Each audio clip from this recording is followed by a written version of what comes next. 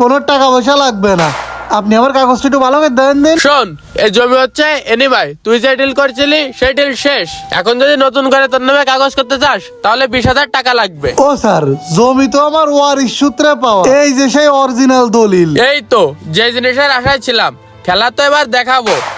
দলিল এখন সরকারি লোকের হাতে, আর এই জমি তুই কিভাবে দখল দিস সেটা আমি দেখবো। হায় হায়, আমি কি ভুল করলাম স্যার? আমি আপনার বিশ্বাস করে আপনার দলিলটা দিলাম, আমার দলিলটা ফিরাই দেন। তোরে আমি প্রথমে বলিলাম 30,000 টাকা দিতে, তুই গরিব মানুষ, পরে বললাম 20,000 টাকা দে।